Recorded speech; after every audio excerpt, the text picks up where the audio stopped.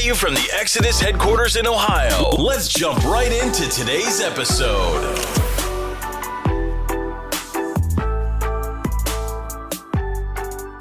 Hey, what is up? This is Jake, and today we have a fresh interview from the Great American Outdoor Show. It was a roundtable discussion with Cody D'Acquisto, John Mulligan, Clint Campbell, and Chad. Chad recorded this conversation with his phone, and let's just say it's a little busted up and a little bit behind in terms of quality. So the video is a little grainy, and we did the best what we could do. The conversation was great, so we wanted to make sure to go ahead and share it. Chad said if this video gets 10 likes, he would be willing to get a new phone. So let's make sure we hit 10 likes so this doesn't happen again. Also, for the full month of March, we are giving a free Onyx membership with every camera purchase for the entire month. So if you're in the market to get a camera and also renew or get a Onyx membership, now is a great time, and just head to the website and we'll drop a free membership in any order. So aside from all that, let's go ahead and get into the interview. Everyone's looking a little worse for wear, a little haggard, like Merle, maybe. Yeah, no, I'm good, man. You good? Yeah, you feeling strong, Cody? I'm wrecked. You wrecked? Yeah. Need a break. Yeah. Chad, how are you? I'm with Cody. I'm You're- wrecked. you're with Cody? I'm ready to get the hell home. Yeah, Cool. it's been a long time. Yeah. And now we it got has. like a snowstorm coming in, I think. Yeah, we're No. driving into like Yeah. the bad stuff. No, no. Nice. There's the only way to travel though from a show, right? Well, we got There's- like a 36-foot box truck. We're like ice road trucking it. The way Ice road trucking it. We're gonna follow you. That's what's. Nice. So today we're doing a little bit of a different format. We do have Instagram Live going, so we'll try to capture some questions from anyone out there listening. Usually John and I do a session. We have a guest on, we do an interview, but since we had a crew here together today, we figured we'd do a roundtable discussion, and we had some folks write questions in for John and I to kind of cover, but we figured what better way to cover questions than to kind of cover it from a bunch of different angles, from a bunch of different dudes that hunt a bunch of different ways. So that's kind of what the format will be today. So but before we start though, we should probably do some intros around so everyone knows who's on the panel. So first to my left, Cody D'Acquisto. Yep. From Lone Wolf Custom Gear, XOP. How you doing? Yep. Good. Good? Yeah. Feeling good? Feeling good. Awesome. Ready to talk about some whitetails. Nice. Johnny Utah, as you guys all know him from Arrow Wild and Wicked Tree Gear. Tecumani, my brother from another mother. That's right. Chad Sylvester, who is also like my brother from another mother. I feel like I could be like the third co-host of Truth Be Nasty. You could. I'm like sneaking in behind John. Yep. Nice. So let's get this party started. The first question that came in, and this we'll tee up just an easy one here to get things started, and we'll start with Cody here. We'll just kind of go left to right. So the question that this fella had was, do we ever use estrus or any type of lures during the season to bring in deer, and how do we use scents just in general across the season?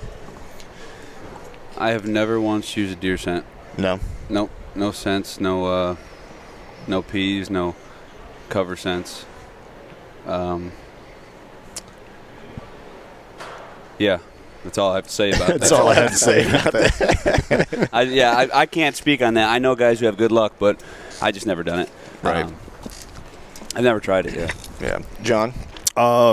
So I didn't even know what they were when I first started hunting, and then once I did find out what they were, it was like everybody who starts like picking up rattling horns, you do it every single time you get in the woods or whatever. You don't know any better. Right. So I wouldn't go into the woods without deer pee. I mean, I was spraying it on myself, mouthwash, whatever.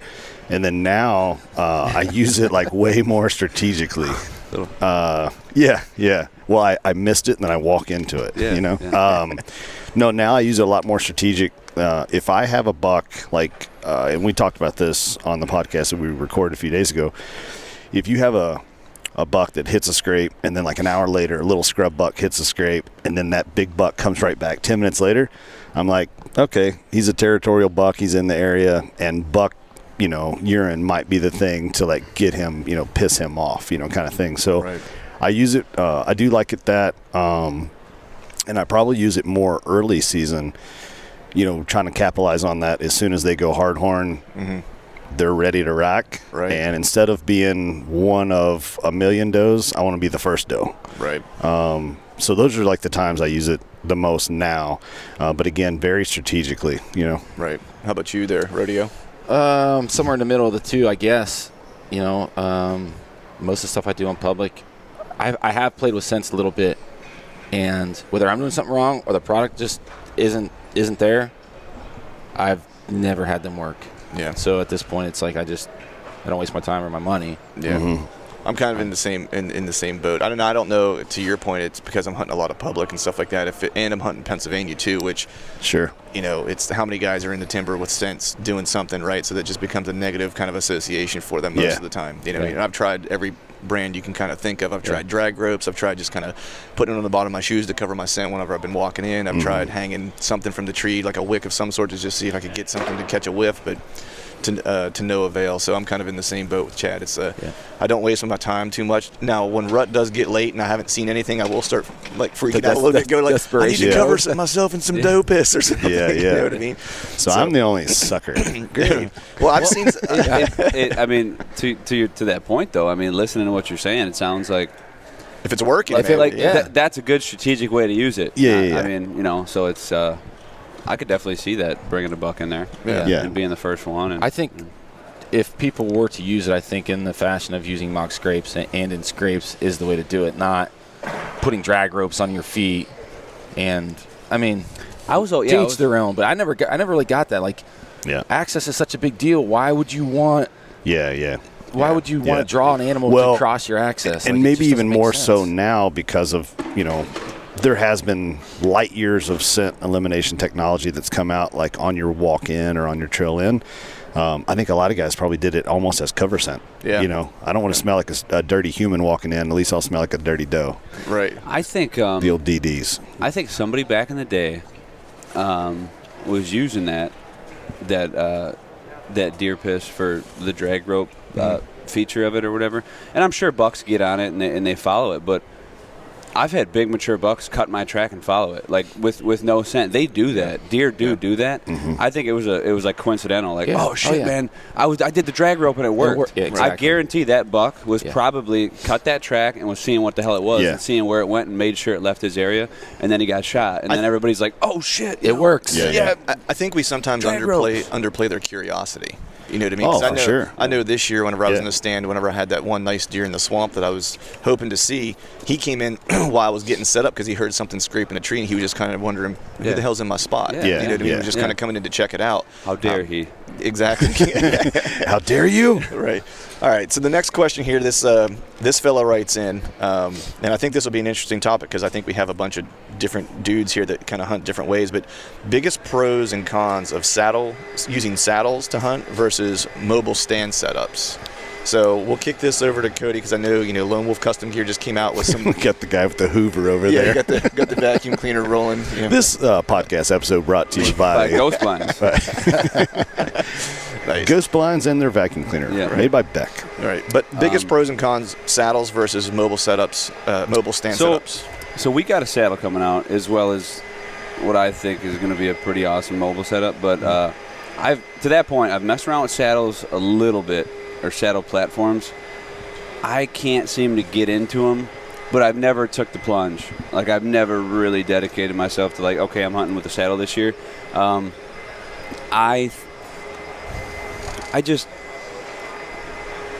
If you could have a hang-on tree stand that was with your sticks, that was as light as a saddle stand with your sticks, why the fuck would you pick a saddle? Like that I don't know. That's how I look at it. I think you're more versatile with the tree stand. You can get it in better. You're not. But then again, I'm a sitter. Right. So like I'm always sitting. I'm not standing. If I was a guy who always stood, maybe I would like the saddle more. That makes a lot of sense because I know I heard you talk about the fact that when you'll set up specifically to take that seated position where you know a buck's going to come from your left to your right. You're going to set up to take that strong side shot. So that totally makes sense. For me, Chad and John know it's like I've kind of taken the full saddle plunge this year, and I am a stander in the saddle. So for me, it makes a lot more sense. The one thing that I like about it is I've never been able to kind of get around the entire tree to get a shot on the back side of the tree if I need to. And I know you're setting up strategically to kind of, you're targeting a buck, and you're saying this buck's probably going to come from here because I know he's bedding here, or he's coming from food and he's going to bed here. A lot of times when I'm setting up, just for me, I don't have as much time to spend in the timber. You spend a lot of time scouting. So for me, I got a week, and I'm going, I got to kind of place a lot of the odds here. Yep. So being able to get a shot on the backside of a tree or whatever works to my benefit, just because of the amount of time that I might not know the area as well as I need to know that I can set up a strong side shot all the time. That roll around. Yeah. Yeah, no, and I've talked to saddle hunters too, and guys that helped us develop the new platform and alike, and they correlate a lot of the saddle success too with how your body is in relative to a tree. Yeah. So coming off a tree like a branch, it does look a little more natural, I'd say. Sure. Coming up and out, and I know guys who are straight killers that use a saddle. Yeah. But I don't know. I can't get into it. What about you, John? I haven't gotten into the saddle thing. I can't say that I've really tried it either. I do see a lot of the advantages for mobile hunting and getting into places, and it's going to be easier. Man, I'm a stander in the tree stand. Cody and I were talking about this. He was saying he likes to sit, from a tree stand position, and I probably sit maybe 5% of the time. Right. And it's more just to kind of like take a little pressure off my feet or something, and then I'm back up. But under the same principle with a saddle, looking like a tree, I'm trying to be the tree trunk. You know what I mean? I'm just trying to lean up against it the whole time. But it's allowed me to, to move more this way. The thing with the saddle is, like, I have been rigged up before, back in my landscape days, rigging that way. And I always think about it, like, if I'm up against the tree, and then I'm like, what do you do? Like, have your feet, like, I can just picture it running around the bark of the tree, you know what I mean? Trying to get to the backside, and I'm just like, I don't know, man. Right. I mean, and then are you swinging? Oh, shit. You know what I mean? Yeah, it's definitely takes a minute to get used to. You got to lift and go through? Well, to get over your bridge, you have to lift. You're going to take a weak side shot, right? But for me, what I'll do is I'll try to pick trees that are basketball size or smaller, because I can literally kind of move around the entire tree and shoot over to this side without. So the only time I'm taking a weak side shot is probably like 1 to like 3. Now, are you 3 o'clock. Now, let me ask you this: so if you're fixed in and when you're swinging all the way around for that, like completely, instead of just hitting them like that, are you still stable? Because aren't you really swinging like to your max? Is there any sort of? I think that's the way I'm looking at it. Are you like really? Is there any sort of pull back to center from your connection what point? You start to learn how to do, and this is probably the biggest like learning curve of a saddle, is you have to learn where the pressure is going to be on your body, because it's less about your shoulders and more about your hips. So you're using your saddle as a leverage point to kind of back into it, give you that stability. So it's just a matter of like relearning where your stability is going to come from, because it's not necessarily going to pull you back, because you're pushing into it, like to give yourself like a rock solid foundation to take that. Or you're shot. Pushing back. You're pushing into your saddle. Yeah. Using your legs, and like he said, it would be like we were doing the other day. It's a little bit of core strength. I mean, if you guys have ever used a sex swing, it's very similar. No, I'm just kidding. What's that? What are those? What about you, Rodeo? What do you think? I've done both, man. I had. Are you a saddle hunter? You've been saddle hunting? I've had an old trophy line for like 5-6 years. Now, I'm not a huge fan of that specific product, right? I think some of the new saddles and the new products to market are a lot better. I think you guys have basically kind of hit every strong point of both systems, whether it's a mobile stand, saddle. You can sleep in a saddle a little bit easier than you can a tree stand. You don't have to worry about falling out. So, if you're the guy that, is taking climbers in and taking naps, for all day sits, maybe the saddles. But here's what I would say. I get tired, and you and I have talked about this. It's like you talk to all these whitetail guys and how big and bad they are, and how far they go, how deep they go in the public, and what they do when they go out west, how many miles they put on, and then they bitch because a stand is 11 pounds versus 9 pounds, and they're like, oh, I got to use a saddle because I'm saving a pound. If a pound makes a difference for me walking 2 miles, I need to get to the goddamn gym and do a little exercise. No, heard that. I mean, for me, it's a little bit of the weight thing. It's just, but my setup is literally, I'm using, a really simple setup to where I'm using aiders and stuff like that, to where my entire setup is maybe, with the platform, all my ropes and stuff, we're talking probably 6 pounds, 7 pounds, like all in, you know what I mean? So that's probably like my entire setup, which is pretty light. Now, I have checked out the Lone Wolf Custom, like short sticks, because those for me would be like, because I can get those wrapped around quick and get up the tree as opposed to using like wild edge steps or whatever the case might be that might take a little bit longer. So, I've definitely used a platform from a tree stand in my saddle because I wanted a little bit more room. You know what I mean? Yep. And I hung it, and I knew I was going to hunt that tree a couple times, so I left it there, and I knew I could get up into it with my saddle and just kind of be able to stand and be able to shoot around the tree, but have the luxury of having the entire platform. Which is nice.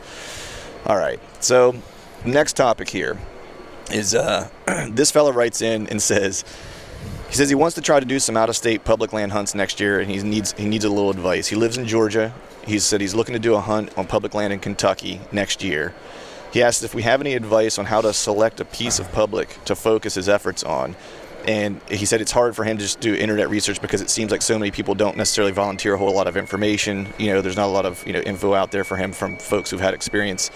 He said he just needs help in selecting the area, and then he can take it from there. He said, do we have any advice, and how do we pick the place that we're hunting public land when we're doing an out-of-state hunt?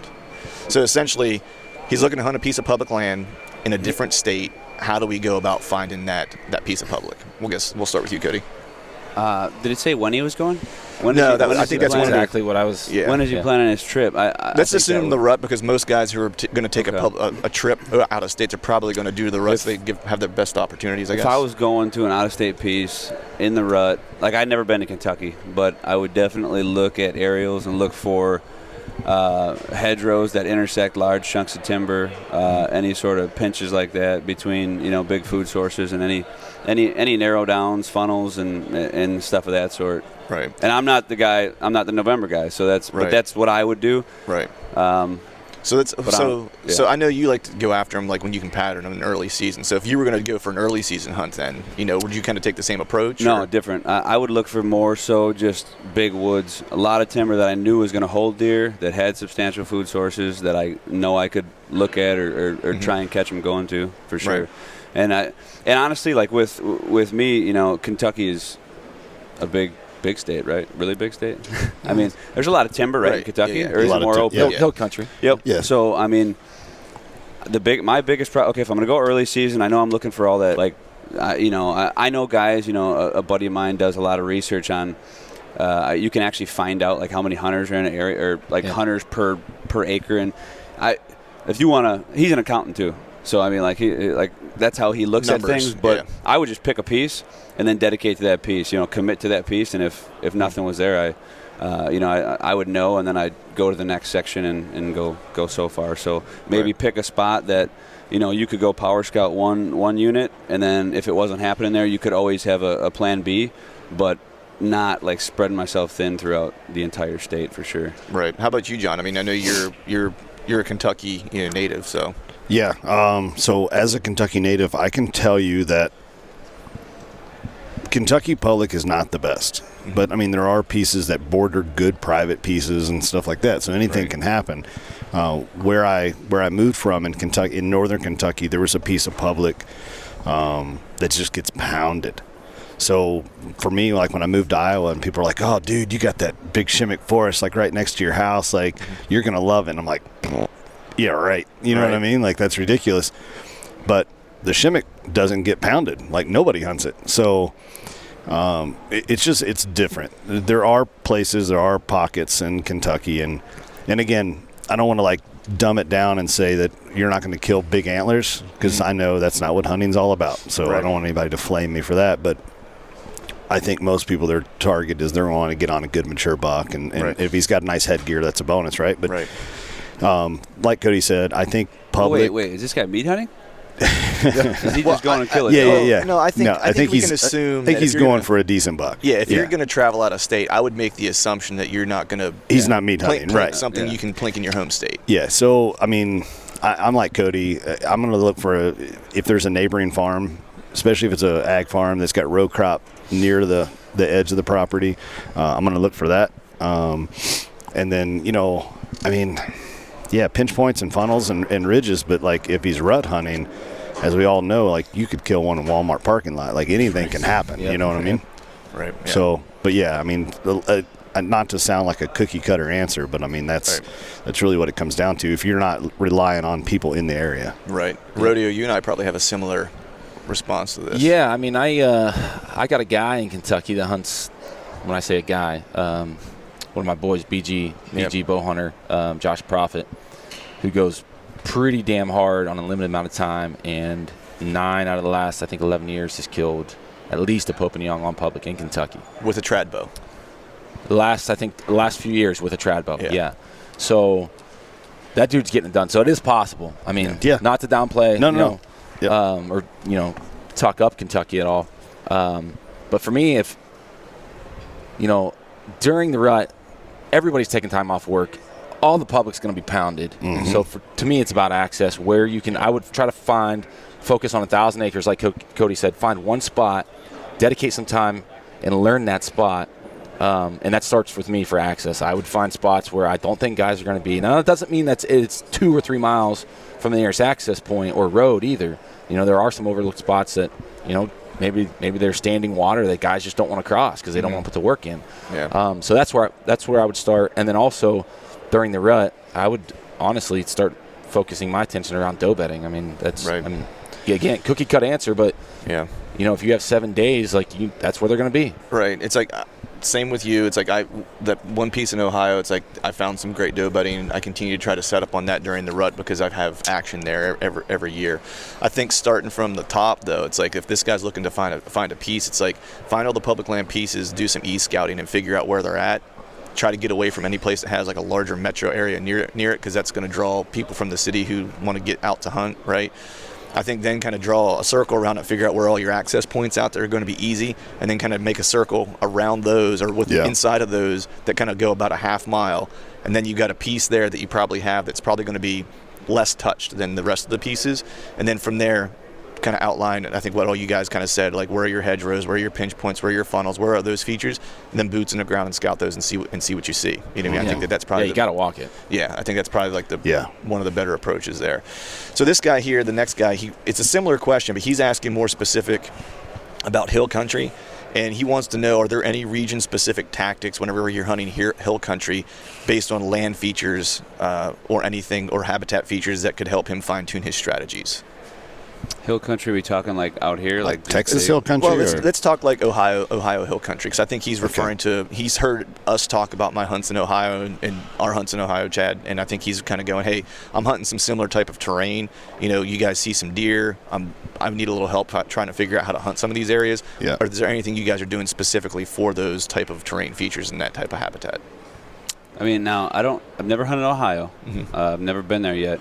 We got to get you out there. I don't. Yeah, I do look forward to getting to Ohio one of these days. So I don't know if the hills that I'm hunting would be, similar to the hills in Ohio, but there's a lot of in the steeper areas that I hunt. There's impassable spots that the deer go. There's I find my best luck on like nooks and crannies on like these like sheer bluff cliffs that these bucks are hanging out on, and they're like, being able to like scope like entire valley. I've found, I like to look for dead deer too. Like that's one thing. Like, so I've killed a couple deer in spots where I've found like, they're like little death zones, like little, like cemeteries almost, like way on these ridges that, for some reason they just like, when deer are herd up, they feel safe there, they go die. And then I've killed deer early in those exact spots. But hills, the first thing I would do is I'd have to get out there and see what the wind's doing, because hills scare me. I was just going to ask you that. Is there anything from a wind perspective that you found in hill country? It does weird stuff. Yeah. That's why I like those. I'll usually hunt the tops just to get away with the wind, and then dive down deep when I find a good spot on those like variable days, like where the wind is so calm and I can count on that lift. But there's so many areas that when I get into a really hilly area, I just go walk, and then I maybe throw some of the milkweed out or do some checking with the powder, and it's so crazy that I don't even chance it. Yeah. So I just try and go find a spot and then back off that and figure out where that deer is going to be coming up to the top, and then at the next ambush point, then I'll go from there. So hill country is just it's kind of a bitch, right? Because you're dealing with the wind, and then you also have your thermals that are going to kind of screw you in the morning and the evening, right? It's like that's what that spot in Ohio that I found that's kind of money, because I've been set up. I've hunted it 2 years and I've never been busted in that spot. I've had deer downwind of me, and it's just like it's one of those magic spots that the wind doesn't really matter what it's doing. The thermals always seem to act right with the wind every day, like to a degree, to where it's like it's at the top of a ridge, kind of what you're talking about. Because as I go down a little further, it gets a little squirrely, and the deer seem to like it up there a little bit better too, because that's where all the signs laid down. So I just kind of go. What about you, John? What do you find?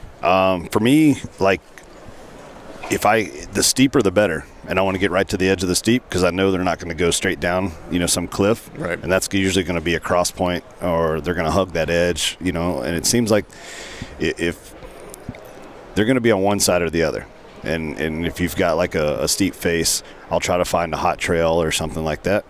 But, when you're going to some of these public land places that you haven't scouted and you only looked at aerial, like, you really have to go on just fresh sign what you're seeing. So you pick a hot trail and hope that it's still hot, or something's going to cut that trail or get downwind of that trail or something. Play in the thermals, get high. I've had some pretty good luck on extremely windy days and getting all the way down in those valleys, like where I'm talking crazy wind, where it's just so noisy that's where they feel safe, is down in the bottom, because it's not as noisy or whatever, and they can hear better.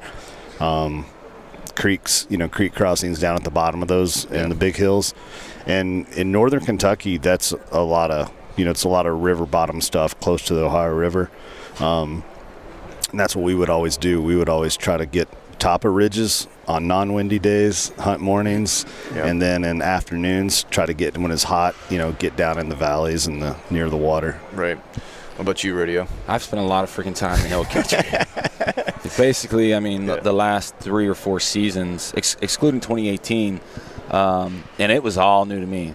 I grew up hunting ag ground, like the easiest, perfect, prettiest farm laid out. Anybody could walk in there and kill big deer, and that's kind of what happened to me. And then I got the allure of hunting these big wood areas in hill country. Like, to your point, Cody, you have to be able, you can look at the weather and see what the wind speed and wind direction is, like what it's forecasted, but you don't know what it actually is going to do until you're at that point. Correct. And you drop your milkweed. Well, how much to that point? It's like, and this is for all three of you, like, how many times have you done a set, either out of season or maybe very early season, where you're just kind of still making your plans, and just went to set that set to see what the wind was going to do on a specific wind direction, so you knew later in the year, whenever you wanted to really hunt that area, that you would kind of know what the wind was going to do. So the wind, to your point, might be a northwest wind, but you get to the spot and you're in your stand, and now all of a sudden it's a southeast wind, right? Because of how the wind's going to swirl, right? 'Cause there's a difference between wind direction, what thermals are doing, and wind current, right? Those are all different things. So do you guys ever do that type of stuff to kind of wind map? No, I learned the hard way. Yeah. I'll screw it up. Right. I'll bust a deer first. Yeah. I will. I did it. It happened to me real bad one time, and that, like, ever since that day, I take more caution to it. But the way I look at it is, okay, if I'm hunting a deer, if I'm trying to get at that deer and I find the perfect ambush point and it's in one of those draws, like, I'll do my best to surmise what the wind's going to do, but, like, I might check it out, but even, like, when you're, like you said, to your point of, like, mock setting up a stand, even when you drop that milkweed on the ground versus 30 feet up in the tree or 20 feet, it does something different. So, whether it's, like, bouncing off a ridge or I had this steep crack that I hunted one time, and I was sure I was going to kill this deer, and he came out, and he was coming in to, like, 20 yards and just got smacked in the face like somebody hit him with a baseball bat. Like, when that wind sucked down and eddied and funneled straight up that draw, and I never seen him again, but I just ended up busting him out. Yeah. Because, like, but at the same point in time, I'm always kind of torn on that, because it's like, it just so happened, like, that shit gusted up, like, it just picked up as he came down out of that, like, little canyon there. Yeah. If it wouldn't have, that deer would have been dead. Right. Yeah. It would have took a little longer to get in there, and he was, like, 5 feet in front. So, like, I could have killed him, and I might think different about it today, but so I think I want to take that chance, but also be cautious of it. Right. I don't know. Well, even with all the negatives and how hard it is sometimes to hunt kill country, there's a lot of benefits too for access. If you know what the wind's going to do. I mean, you can use some of those ridges and dude, flat ground for access sucks. Yeah, I mean, you can use it not only that to visually hide yourself, but you can also use it as a wind barrier to keep your scent in a certain area. Well, you can also use some of those land features too to better funnel deer, right? So you set up at a point where they can't get behind you or whatever, right? Yeah. So I mean, even if you don't have a great wind, you can kind of set yourself up to kind of work that not great wind. Not only that, I mean, you get on a ridge, and you know you can count on those thermals dropping, and you got a giant crevice, or I don't know what the hell you call it. Crevasse. Crevasse. Like a giant crevasse. Big drainage or something. Yeah, but but you know I mean, aren't going to be. I've hunted the wrong wind on those sets, just waiting. Like, okay, the deer are probably going to not come out till maybe 30 minutes, like right when that sun goes down because it's real hot out. Mm-hmm. And I hunt the wrong wind. The wind's actually blowing right out to where they're going to be. And as soon as that shit takes over, it's like just those real steep banks and I've killed deer that way too. Yeah. Why, you can't hunt that stand with a north wind. I'm like, watch me. Yeah. Well, watch me do it. I think there's a big misconception about thermals too. Like people think as soon as the sun comes up, boom, thermals are rising. Or as soon as the sun starts, like at 3 o'clock, they think it's going to be dropping because it's the evening. Like that stuff happens a lot closer. In the evening, a lot closer to sundown, and then a lot later in the morning than what people realize. Exactly. Like, just think about unless you're around water, like water and land are two different things. Yeah, two different things. Especially if you have standing water versus flowing water. Right. Like I love setting up against large bodies of flowing water because, I mean, we threw 20, 30 feet. That happened when we were in Coshocton. There was a couple of spots where I could hunt with almost any wind because that water was so cold and flowing so fast, it was taking everything. Yeah, those. I mean, and that's to a point there. I mean, like just setting up on those little spots like that I can get away with it. There's a moving creek down in this bottom. Well, let me get tight to that and on a cross section. Yeah. When normally you probably wouldn't get away with it if it was just a. Right. And even height too, man. That stuff, it drops like a rocket. And I was hunting the edge of a cliff, and there was like this like little billy goat trail. It almost looked like that all these deer were coming off of. And I thought for sure, I'm like, and they were skirting around the entire rim and spitting out the backside. And I couldn't get over there, but they came up, and I would have had them at like 2 feet. Like I was literally on rocks. Like I had a stand set like a foot off the ground on this little cedar that came out of the rocks and then came up. It was super scary. That's sketchy. It was like 80 feet up. That's sketchy. But I'm thinking like, okay, this deer literally is going to be 80 feet below me, and it's and there's no fucking way. I'm thinking like, okay, the wind's sailing off this ridge. Yeah. Like it was sailing off it. I mean, it was a stiff wind. It was cold as shit. So I'm like, okay, and sure enough, I seen him. He got up out of his bed and he worked down the rim, and he's taking this little. It was an old logging trail, but like there must have been erosion to that point, and it was like this tiny little shelf. So I literally could have spit on his back probably, but he's 80 feet down. As soon as that fucker got right under me, he was like, and he took off so fast down this ridge that I didn't even think he could get down. It was 8 counties over, like that, and I'm thinking. Well, no shit. I'm like, okay, well, drops pretty quick, doesn't it? Like, like that. And even with that stiff wind, so now I don't try that anymore, But it's. Yeah, I think it's the dudes kind of are sitting here like hunt relatively at varying levels of aggressiveness. Sure. You know what I mean? So it's like for me, I'm trying to be more aggressive. And we can talk about that later, more related to sign. But for wind, for me, it's like I don't have a lot. I'm a working dude like everybody else. It's like my time in the timber is kind of limited, right? So I a lot of times have to take a chance on a wind if I'm going to go hunt a specific spot, right? Because if I wait for the perfect wind, I'm just probably not going to hunt it. That's just kind of what it ends up being. Yeah. So and I've had those seasons where there was a particular buck that I was chasing, and legitimately I've done it.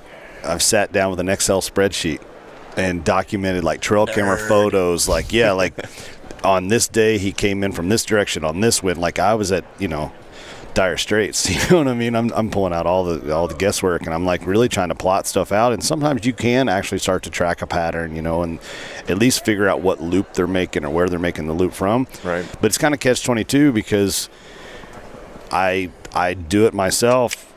I'll do it on a Monday, then Tuesday I'm like, that was stupid. And then on Wednesday I'm like, screw it, let me try it again. Where I'll go into a brand new place and say, screw the wind. And I'm just really going on that like surprise attack, like we all talk about. First hit's the best hit.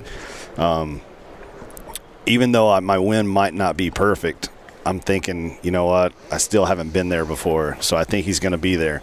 And if I can get him on that edge of that scent cone or something, maybe I can get an arrow off before he does pick me up. But yeah, trial and error. I don't know. I'm like Cody too. Like, I probably learn as much from my mistakes as I do success. Because success for me is false success. Right. Because like I said, it goes back to the guy that rattled the first time, and he had some buck come in. So now he's rattling every time. So I really think I learn more from my failures than I do, especially on wind. And wind's the biggest one. I teach myself something every year. Yeah, wind's one of those things where it's such a hard thing to kind of understand, because they smell like we see. You know what I mean? Like, essentially, I think they smell better than that. Yeah, right. But I mean, I don't see that. Yeah. Their world though is a scent world, where ours is a visual world. It's just like it's hard to understand how they're. That's their number one. I mean, that's how they're. That's why I think, like, you know, and even like, you know, you're talking about going in with those iffy winds, man. You got to cut that, man. You got to cut that habit. It's like, that's the one thing. Like, to that point, okay, that buck I just told you about that busted me. Yeah, I went in there and it didn't work. But every molecule in my brain, whatever the hell you want to say, I thought for sure that thing wouldn't smell me. Like, in my mind, I wasn't taking a chance. In my mind, I was. You thought you were bulletproof. Exactly. Yeah. I thought there's no way. So it wasn't. I think when you start getting into that habit of, well, I'll just hunt here. So many guys don't realize it. They're getting busted without knowing. They're getting busted, and those deer are miles away. Yeah. I mean, it's crazy, man. If you ever seen like, you know, a big deer, a mature deer, any deer for that matter, in open country, bust you at like a fucking mile away, like, and it happens, dude. It is some humbling shit. Yeah. Like, you really realize, like, oh damn, like. And so, how many times does that happen in the timber when you don't see? Well, that's what I'm saying. Like, there's so many. They're a half mile down wind. And they're like, hey, John's up there. Yeah. All right. So next question is this fellow lives in North Carolina, and he hunts land in a mountain region. He said it's comprised basically of about 20,000 acres of public land and 20,000 acres of state park, full of ivy thickets, creeks, open and mixed timber, and a bunch of really extreme topography changes. Mass crop, he says, is everywhere. He said he's hunted it and scouted it hard the last 3 seasons, but hasn't seen a whole lot of deer. Move on. Why is he there the third season? Right. He said in those 3 seasons, only 3 racked bucks, one of which was 130 inches, which he said is good for his area. Okay. So he says that sighting alone is the reason he kind of continues to go back. He's talked to biologists and so forth to try to figure out, you know, if there was better food somewhere. He said even though it doesn't show much sign, he's talked to the biologists, explanation of deer density. He's run trail cameras. He only finds a few, you know, bits of scattered sign. He said he knows he's, you know, heard us talk about Dan Enfalton's, like the hill country is hard to find deer and even harder to kill. He says he tries to hunt bed to bed and transitions and funnels with limited sightings. Do we have any suggestions based on our experience that could help him fine tune or completely change the way he goes about hunting? And what I'm thinking is like, this is big woods. Like, he's talking big woods where you're going to have long lines of movement and probably less defined lines of movement, right? So Cody, if you want to kick us off. He's in North Carolina? He's in North Carolina, because you have an area in North Carolina that you get into, like those like the Smokies and stuff like that. Yeah. So weird. I've never been to Kentucky, never been to North Carolina, never been to Ohio, never, like, man, we need to switch this over to the Midwest.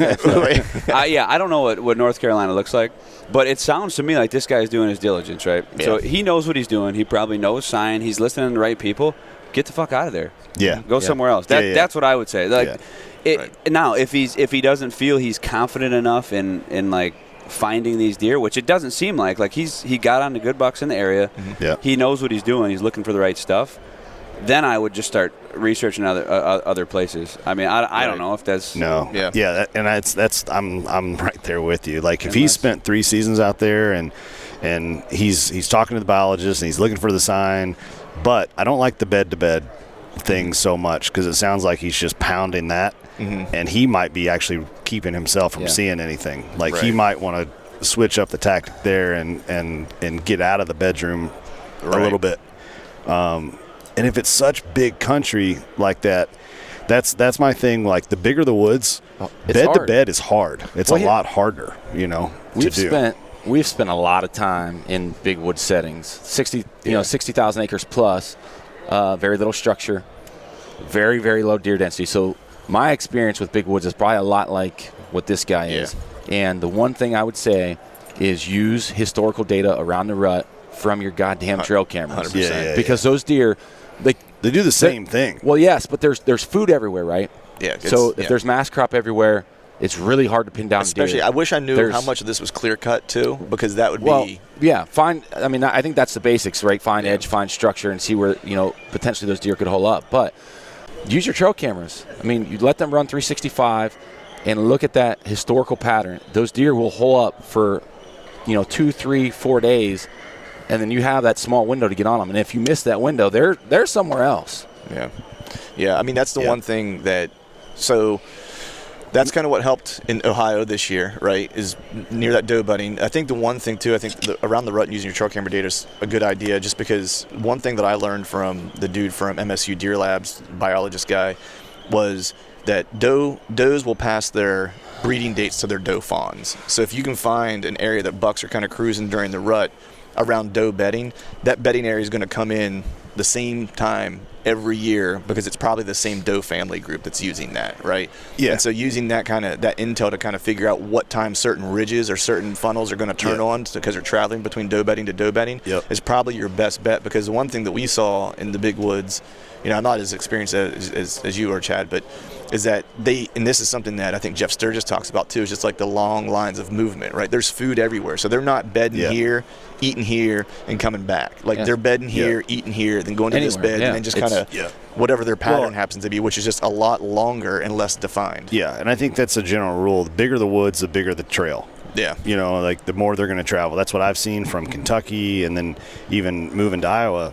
And it's such a big difference for like where I'm hunting, and then you go to the middle of the state and you have more fingers and stuff like that. And I swear that I want to put a pedometer on the bucks down there in Lee County.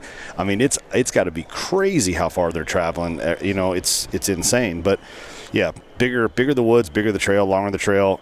But that's where that habitual trail camera stuff can really pay off. And you hear about those guys that are like, I passed that buck on November 8th at 5 p.m. last year, and he showed up not on November 8th, but November 9th. He was in the exact same trail at the same. Right. That's how Matt got on that big, 160-inch 9-point. Yeah. Right. Historical trail camera. So with trail cameras, like how are we all using those? I mean, Cody, how much are you using trail cameras? Because I think people look at trail cameras as like the magic bullet, where it really should just kind of be a tool, like a piece of the puzzle, but not the entire puzzle, right? So how are you kind of typically using your cameras? I don't do any. I don't do. We were talking about that the other day with Chad and Jake about like historical data and getting into some of that stuff, like looking at. I don't do any of that. I dropped the ball on that. I might try and start doing some stuff like that, but I use them primarily for inventory purposes. Now that's coming into season, maybe that first couple weeks of season. I usually check them a couple times, and then they end up sitting there and going dead, and then I'll pull them after the season. So right. Like that's kind of like my strategy. I want to see what bucks I got. I pretty much know what they're going to be doing, and then I go look for what. Like if I get a good picture of it, then I'll just go figure out what it's doing. So I like to get that one, even if it's a blurry piece of shit photo, just one photo. Yeah, you're looking for inventory, saying who's around here, right? As opposed to I'm going to continue to move these and pinch down on where he's at. You're going to actually just put boots on the ground and go find him. Yep, and even like a property that, like let's say I maybe if I was looking at a piece of ground that I never been to or something, I'll go toss up just a few sporadic trail cameras in spots that I think would be good spots that deer would move through, just to get that inventory. Right. But we talked about too, like sometimes I'll leave them and then they do go dead, and then after that I look at them and it's cool to see like that.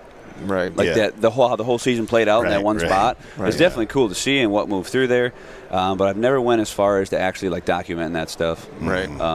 Right, but when you see something like throughout the year play out, right, it's like you'll look at that and like in the back of your mind you might go, I'm asking, not putting words in your mouth. You might say, this is something I need to pay attention to next year. I mean, do you kind of look at it from that perspective? So if you're clicking through and you're like, man, I see this deer keeps hitting this area that scrapes in that I know is here, and he's hitting it around the 28th of October or whatever, in the back of your mind, are you thinking that might be something I need to check out right around like mid-October to see if he's laying down sign? No, not at all.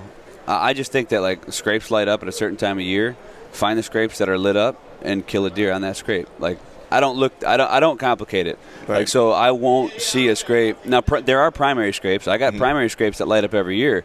But I just see that without having a camera there. And there's a lot of times I've actually killed deer 60 yards from a primary scrape on a fresh scrape that just was opened up, and that buck didn't even hit the primary scrape. So I just I don't like to I just don't like to overcomplicate anything, and that's just the kind of way that I look at it. But so I don't look at that. I look at it as, oh, there's a good buck. Maybe he'll make it till next year. Like that would be the extent of like, oh, he worked that branch.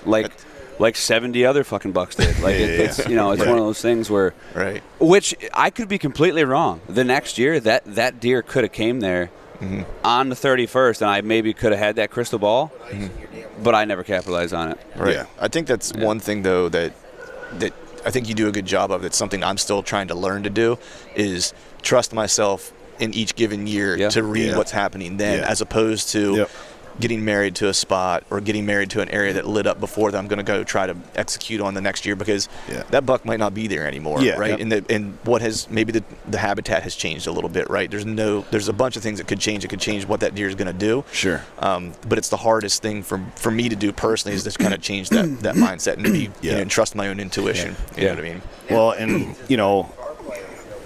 I run a lot of covert cams, on leases, my personal farm and stuff like that. But I myself, admittedly, have fallen into that rut where I was like, that's gospel. Whatever shows up on the trail camera, that's gospel. And I've had seasons where I've almost let a whole season slip away and fell into that trap. And now I've gone back to more of it's a tool, it's an inventory. I know what bucks are around. I know deer density numbers, doe density numbers. But I love doing it for inventory, more of okay, these are potential targets that were at least in the area at some point in the year. I might have an encounter with them. Now let's find out where I can actually kill them at. And that's kind of what I'm doing now. And I start the year at like 25 cameras, and I actually start pulling them as the year goes on. And start, condensing those areas. And I still want to monitor areas, and it might be an area that I'm not going to hunt. I had a trail camera in public last year that I completely forgot about. So I'm shed hunting, and I'm like, oh, yeah, I got a stand I need to go tear down. So I'm tearing the stand down. I look over, and I'm like, damn, some other guy's got a camera. Oh shit, that's my camera. And then I got then I'm like hauling ass home because I want to check the SD card. I checked the SD card, and I'm like, you've got to be kidding me. And there was like 2 just smokers that were like burning it up for like a week. Now, in my defense, I probably wouldn't have picked that week, you know what I mean? And I wouldn't have killed them anyways, but it was nice to know they were there, Right. What about you there, Rodeo? I mean, I run you guys don't know, I run a ton of cameras. I mean, I have cameras. How many cameras do you run? 76? 102. What brand of cameras do you use? 102 cameras? What brand of cameras do you use? Reconics? Just do to you go run back, 102 cameras? I don't know. Actually, he's got probably like a 10,000. Well, here's what I do. Accessible. Here's I know it's over 100 because I label all my cameras. Okay, so there's a number like 1 through 2, 1, 2, 3, 4, 5, 6, whatever, and then I label my cards and marry them to my cameras. So if I'm checking camera A, I have 2 cards like. A1, you gotta have some pretty killer data then. Well, here's the thing with the historical stuff. Let me go back and clarify some of this because it's not the there's no such thing as a magic bullet. Yeah.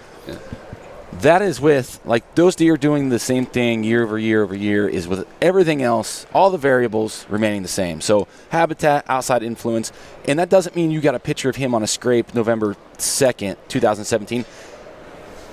I'm not saying he's going to come back and hit that scrape, November 3rd or whatever the following year, but he's going to be, what we've seen in the big woods is he will be in the area. Yeah. Maybe he's, 700 yards away, 500 yards away. I think we're. But we have so many damn cameras. Like when you have that many cameras, you can kind of pinpoint and know that he's in that area. I think a good thing, like just thinking about it, and this is stuff that I've even told myself I was going to do, but I just don't like to be out there in the summer. Is like, so a lot of these bucks relocate when they come in a hard horn. Like John said, when they get the hard on, they don't want to be in the same area. So I think that is a invaluable piece of information you could get from a trail camera. Sure. If you have them spread out like that, and you know where these bucks are living in the summer, and then where they're going to, like that could be huge. I never thought of it that way, but that transition, like that, I think is what Summer you're talking range to fall about. range. That's huge, I right? mean, That is like I never thought of it that way. Like I was always more thinking of it from a micro perspective of this time of year is he going to be in this area where that's the shift. Yeah, Well, that's like huge. that double beam buck that I showed you guys. Actually, I know I've showed you pictures as well. That double beam buck, I had him so patterned out on my home personal farm, and I'm like, I'm going to kill this buck. I'm going to kill this buck, And then all of a sudden he vanishes. So I'm over at my lease that's like a mile down the road, checking cameras there. Boom, he's over there, and I'm like, you dirty dog, But it was one of those things where I'm like, I'm glad I had another camera and I know where he's at. And then of course I tried to kill him there and I screwed it up. And then he ended up busting off a rack. But he'll be around next year. He's still alive. Yeah. I think with trail cameras, everybody wants one recipe or one strategy to success with them, and there's just not. No. It depends on how many cameras you're running, what you're, how you hunt. Don't you bullshit us, Chad. Yeah, What's the recipe? He's running over 100 cameras. He's got it figured out. Yes. Right. Yeah. Buy more Exodus trail cameras. That is the recipe. No, I mean, I know. You heard it here. If you want to kill bigger deer, you got to buy Exodus. I know guys that'll use cameras like they're cutting tracks. They'll locate a deer on a food source, and they'll use it, and they'll just start leapfrogging them until they have that deer on the edge of daylight. Yep. I mean, there's so many different ways to do it. Yeah. So one guy wrote in a question, and I'll kind of paraphrase it. He hears a lot of folks, right, talk about hunting hot sign, right, especially with mobile hunting becoming like the more and more. And I'll say a lot of folks have done it, but it's become even more in vogue. He's talking about hunting hot sign, but he's confused. He might be a relatively newer hunter, and he's asking essentially, what do we classify as hot sign, and how do we know when the sign is the best sign to hunt at that moment?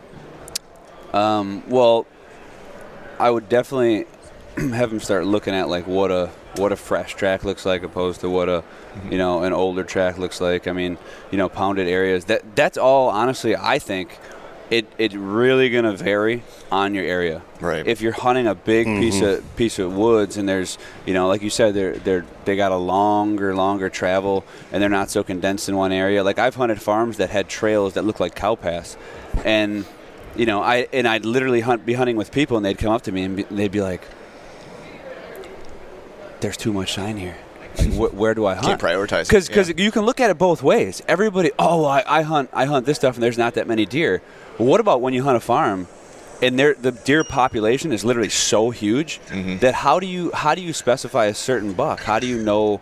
Okay, well, where this deer is going. So it can be confusing in both aspects. Yeah. I mean, you got a trail that's just piss pounded.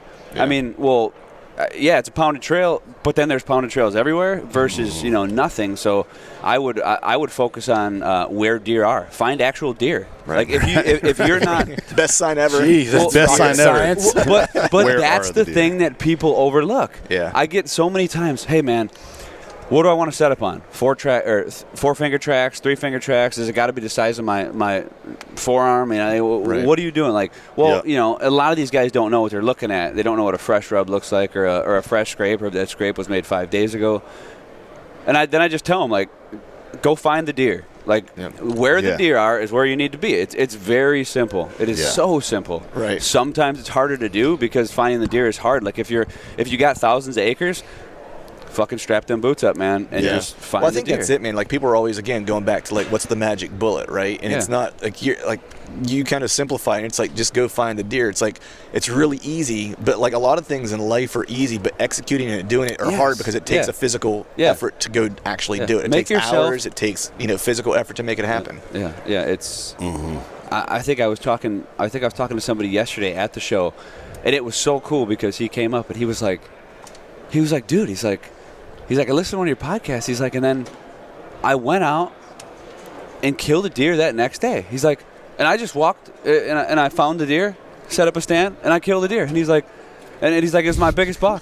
And he's like literally shocked. He's like, I've been hunting 30 years, and I just never looked at it like that. Yeah. And he's like, I always was like, taking your time, he's overanalyzing. Edges. Just overanalyzing. Like, I mean, it's... When I started being more aggressive, like probably the past 2 years, I finally got to a point to where I was like, all right, I'm just going to start trusting myself a little bit more.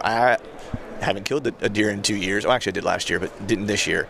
But I actually had more encounters with better deer. Yeah. The past 2 years once I started doing that. Well, and I think what happens, and we've, a lot of us have encountered it or talked about it. I know personally, I've heard you talk about it a couple times on different podcasts, that you can spend like weeks and weeks like kind of pussyfooting around, and then you may run out of vacation time from your job, and you're like, damn, I didn't kill him.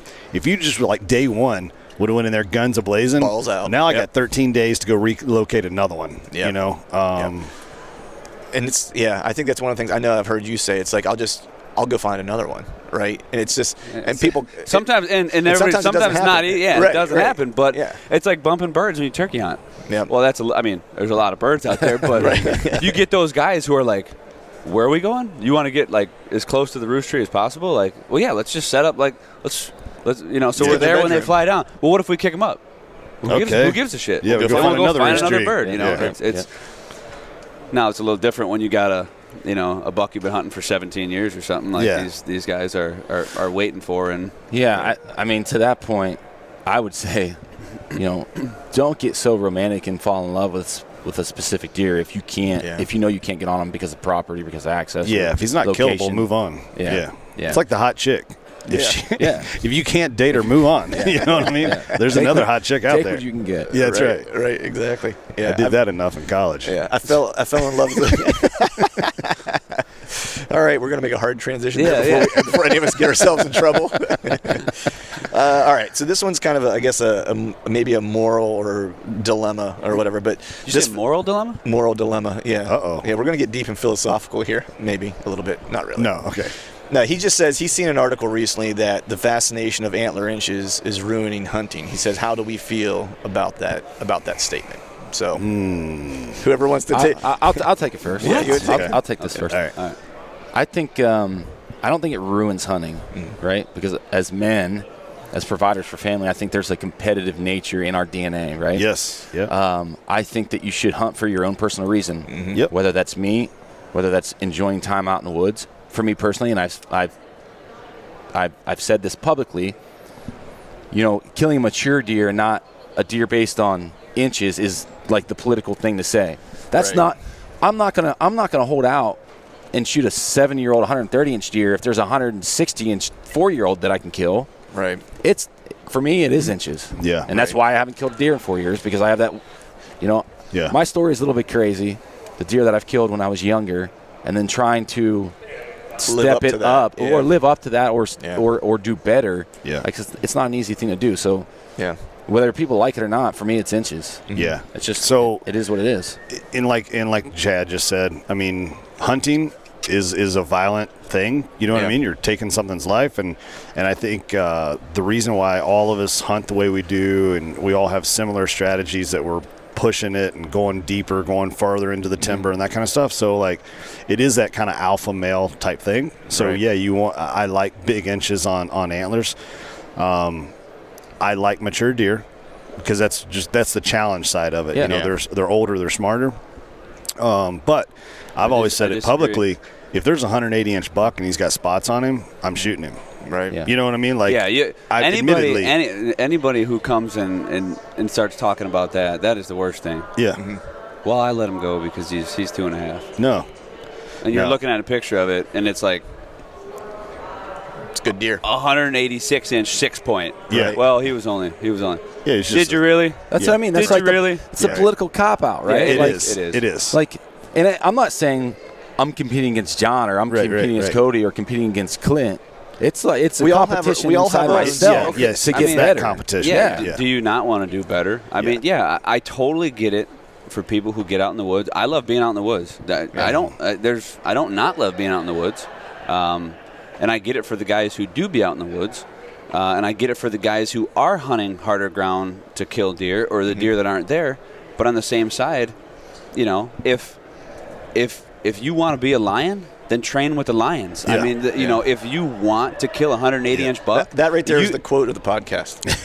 If you want to be a lion, be a lion. Train with the lions. I mean, it's to that point. No disrespect to anybody, but I hear a lot of guys, and there's a lot to this. But I hear a lot of people that aren't position. They're not hunting that great of properties, and they might not be killing deer that often. And I tell them, I said, if you can't expect to be killing big deer if they're not there. So what you have to do, if that's what you're obtaining, if you want the big antlers, you have to look for different ground. Whether that's find a lease, go hunt public, wait 4 years and go to a state that limits out-of-staters. I mean, there are things you can do. You can make your own luck. If like I said, if you got to put yourself in those positions. Like, don't use the cop out of age. Don't use the cop out of the ground you're hunting. If you don't like the ground you're hunting, then get the fuck out. If it's that hard to hunt that you have to tell everybody how hard it is to hunt before you tell any story about hunting, then go find an easier piece to hunt. Correct. That's what I'm saying. I mean, it's like, hey, I want to tell you about my season. Keep in mind that I hunt Southern Florida. There's not a tree there. There's a bunch of asterisks that come along with the story. And it's like, and I'm thinking, and I had a conversation the other day about this at the show, and I love talking to guys at the show, and then like, oh yeah, what, this or that, and he's telling me about this farm that he hunts in Texas, or I don't know where it was, Texas, Louisiana, or something, and he's telling me about like the last 4 years, and I was like, dude, why are you hunting there? Well, why wouldn't I hunt? I'm like, you just told me the saddest story I've ever heard in my life. Like, it makes me want to sell my bow. I was like, get to a different state, move around. Right. So, with that being said, back to the original question. I don't even know where I went with that, but I loved it. It's there are things, prioritize. A lot of people. Okay, well, I don't have the money to afford a lease. There's awesome pieces of public in states. It's free. We're all public landowners. In states like Kansas, or states like over the counter tags. I mean, even Iowa. If you're waiting for that draw, it's a little bit more expensive. There's phenomenal pieces of public ground in Iowa that you could go. You could do your research. I'm doing Iowa public land next year. That's it. You know what I mean? And it's one of those deals where, the rack inch. It always sort of upset me a little bit that guys would downplay somebody for looking for a more mature whitetail, or even the trophy hunting aspect in general. Like, oh, well, you just want a trophy to hang on your wall. Like, so that deer, that buck, that is timeless. On my wall, I enjoy it. Every time I look at it, I think of that story. Think of the hunt. I mean, that's like a shrine to that deer. What better way to honor a deer's life than to mount that thing on your wall and like see it every day?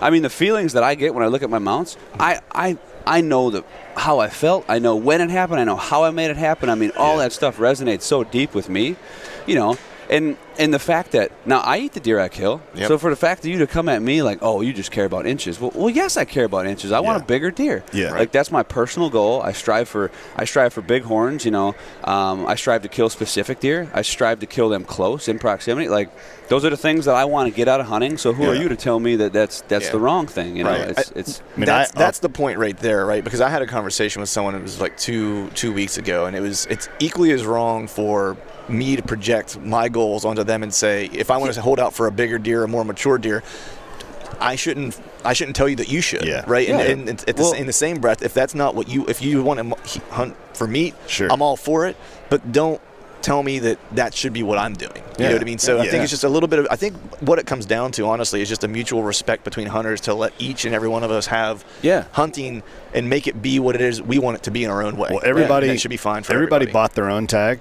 And they get to use that tag however they want to use it. Exactly. Yeah, we would all, I think it's I'll speak for everybody, I think here, we all would hope that everybody would, not shoot spikes and, button bucks and stuff like that. But it's their tag. If they do it, I didn't buy their tag for them, and I don't own the deer. Right.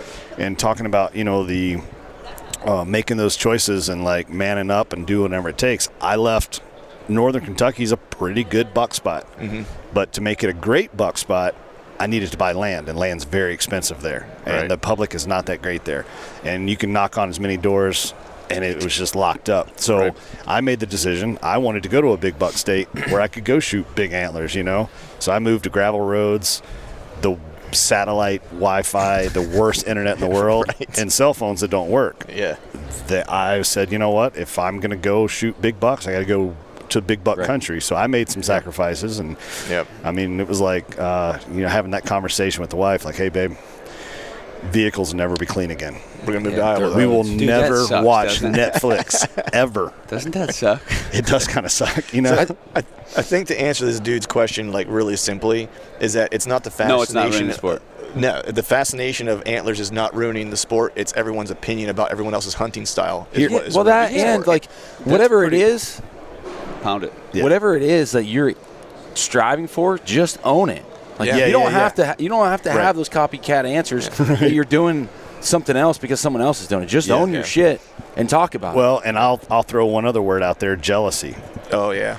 You know, a guy doesn't kill a big buck, and you know, I don't care. The competitive nature always ends up breeding a little bit of jealousy. Somebody's doing better, or they got access to better ground. Well, I could have killed that if I had access to that Right, ground. I'll tell Go you this, get that man. ground. The guys, you know? well, like the go thing do is, it. the guys who are good hunters, like you could drop dudes that are killers from any state. From Iowa, if they hunt in Iowa and they kill big deer, you could put them in Pennsylvania, and if they're a good hunter, they're going to kill the bigger deer in Pennsylvania, right? It might not be the same caliber as what they would kill. That's how I know I'm not a good hunter, because I haven't killed big bucks in Iowa. Right. I'm going to try my hand at it next year. But we have just a couple minutes here before we're going to hit the national anthem and kick off this show. So before we do that, I want to give everyone a chance here, an opportunity to kind of tell us where we can find out more about you and what you got going on. So Cody, we'll start with you. You can check out info at for custom gear and the new products like the stands and stuff we're doing at lonewolfcustomgear.com, and also anything on the XOP end of things at xopoutdoors.com, and we're on Instagram, Facebook, anything you want to follow me personally, you know, my name, Cody D'Acquisto on Instagram. I try and put up some stuff there. So yeah, whatever you feel the need to kind of peruse. Yeah. Awesome. Utah? Arrow Wild TV on Facebook, Carbon TV, YouTube, Instagram.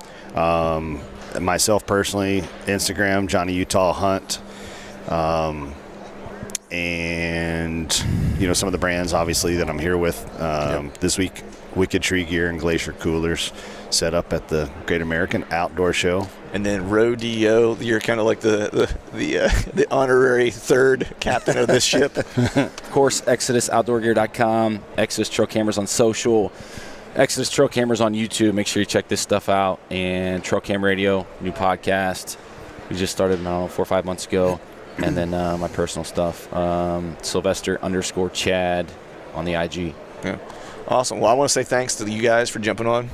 Thanks for doing Appreciate this. it. This was cool. Sir. Had a good time. And all you guys out there listening know where you can find me. So thanks for listening.